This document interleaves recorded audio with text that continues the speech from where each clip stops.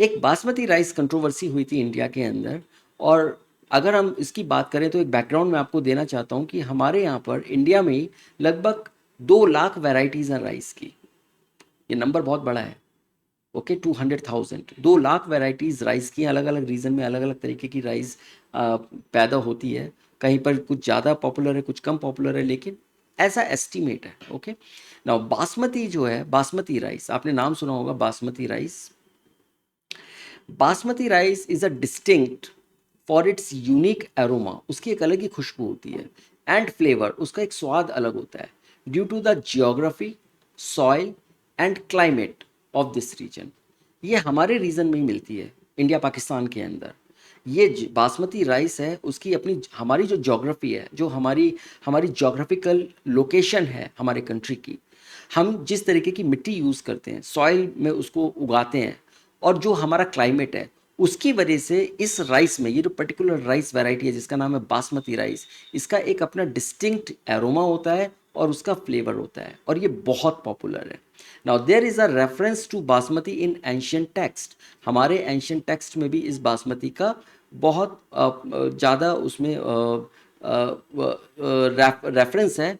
Folklore में जो हमारे जो हम बोलते हैं लोक कथाएं, जिनको हम बोलते हैं, जो कि हमारे पहले से ही आ रही हैं, प्राचीन काल से, यानी एंशियंट टाइम से ही हम लोग उनको सुनते आ रहे हैं, उसको हम लोग फॉकलोर बोलते हैं। पोइट्री, इस बासमती का बहुत सारी जगह पर संस्कृत में या हिंदी में पोइट्री में इसका यूज़ किया गया है, और वो सेंचुरीज से ग्रो हो रही है, आज से ग्रो नहीं हो रही है, वो उसको 100 साल से वो हमारे कंट्री के अंदर ग्रो हो रही है। तो ये एक बैकग्राउंड है कि बासमती राइस हमारे इंडिया, जो इंडिया पाकिस्तान की मैं बात करता हूँ, बिकॉज ये तो 1947 के बाद 2 कंट्रीज़ बन गए, लेकिन उससे पहले ये पूरा का पूरा एक ही रीजन हुआ करता था। तो बांग्लादेश हो गया, या ये आपका इंडिया हो गया, और पाकिस्तान हो गया, इसमें यहाँ पर ये अधिकतर ये राइस जो क्वालिटी है, ये बहुत अच्छी क्वालिटी के राइस यहाँ पर होते हैं। Now there are 27 documented varieties of basmati grown in India. तो हमारी जो बासमती बासमती की ही 27 वेराइटीज़ हैं, और ये डॉक्यूमेंटेड वेराइटीज़ हैं। इसके अलावा अनडॉक्यूमेंटेड और भी होंगी, हमको नहीं पता कि कितनी अनडॉक्यूमेंटेड है, लेकिन 27 डॉक्यूमेंटेड वेराइटीज़ हैं जो केवल बासमती की हैं और जो इंडिया के अंदर ग्रो होती हैं। ओके, तो ये आपको एक एक एक बैकग्राउंड समझ में आ गया कि बासमती राइस हमारे इंडिया रीजन का एक डिस्टिंक्ट वैरायटी है, और उस वैरायटी की एक अपनी एक मार्केट है, एक अपनी पॉपुलैरिटी है, और एक अपना स्वाद है, अपना एरोमा है, जिसकी वजह से वो बहुत फेमस है। ओके, नाउ अब स्टोरी क्या है इस कंट्रोवर्सी की। 1997 में एक यूएस बेस्ड कंपनी थी जिसका नाम था राइस टैक इंक। ओके, राइस टैक इंक, इसका नाम ही इसका राइस टैक है, ये राइस में ही काम करती है company. It was granted a patent by the US patent and trademark office, जिसको हम लोग बोलते हैं United States patent and trademark office, USPTO, for certain strains of basmati rice and its cooking methods. अब आप देखिए, इसने पेटेंट किस चीज़ में लिया, कुछ स्ट्रेन्स में, ओके, बासमती राइस के, एंड उसके कुकिंग मेथड्स में, मतलब उसको कि कुक भी कैसे करेंगे वो भी इसने पेटेंट ले लिया। Okay, now this allowed the company to sell a new variety of basmati in the US and abroad। अब जब यूएस ने उसको पेटेंट दे दिया, तो वो बोला कि पेटेंट तो मेरे पास है, अब मैं इसको बासमती को, और इसने बोला न्यू वैरायटी है ये बासमती की, इसने अपने आप को अलग करने के लिए उसमें थोड़ा सा ट्वीक करा और उसको पेटेंट करा लिया, और वो उसको यूएस में और बाहर बेच सकता था। Now this new variety of basmati had actually been derived from Indian farmers variety. ये बाद में हम लोगों को जब हमने देखा और हमारी गवर्नमेंट जागी, और जब उसने देखा कि अरे ये क्या हो गया, तो राइस पे इसने पेटेंट ले लिया, तब उन्होंने देखा कि ये बासमती तो केवल जोग्राफिकली ग्रो ही हमारे एरिया में होती है, तो ये यूएस वाला क्यों पेटेंट ले रहा है इसका, और यूएस इसको कैसे ग्रो करेगा।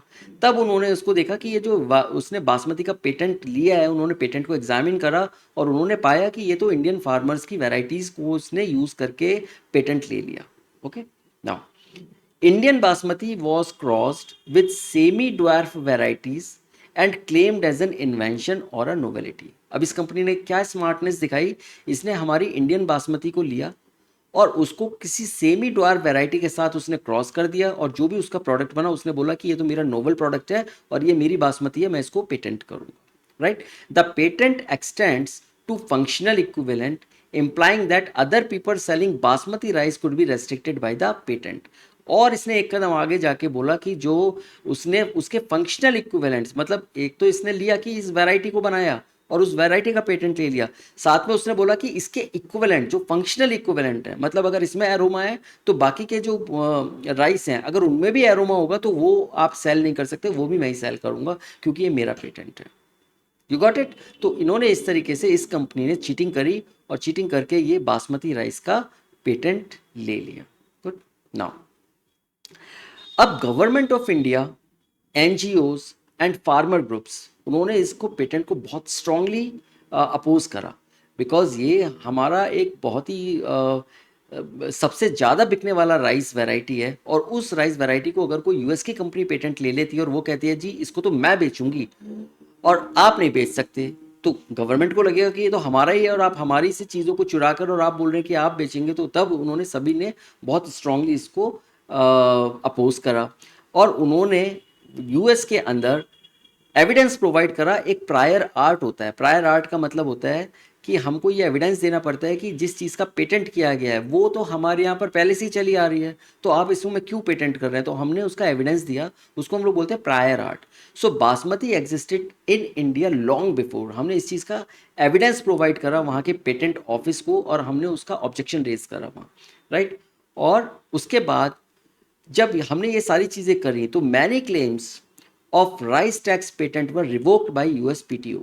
तो यूएसपीटीओ को भी बाद में मानना पड़ा कि ये जो पेटेंट्स हैं वो गलत लिए गए हैं, और उन्होंने उसके बहुत सारे जो उन्होंने पेटेंट दिए गए थे, जो क्लेम्स उन्होंने किए थे, उन क्लेम्स को उन्होंने रिवोक करा और उन्होंने बोला कि नहीं, इस पर कोई पेटेंट नहीं हो सकता। ओके।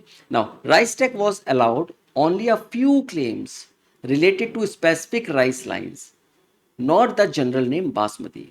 यूएसपीटीओ ने साफ साफ बोल दिया कि आप बासमती का यूज नहीं कर सकते टर्म का, और अगर आपने पेटेंट लिया है तो जो आपने स्पेसिफिक राइस लाइंस बनाई है, जो आपने बासमती को ड्वार्फ वैरायटीज़ का या सेमी ड्वार्फ वैरायटीज़ के साथ आपने उसको क्रॉस करके बनाया है, आपको सिर्फ उसी चीज़ का पेटेंट मिलेगा, लेकिन आप उसको एज ए जनरल बासमती नहीं बोल सकते, आप उसको बासमती के नाम से नहीं बेच सकते, और जो लोग बासमती बेचते हैं आप उनको रोक नहीं सकते।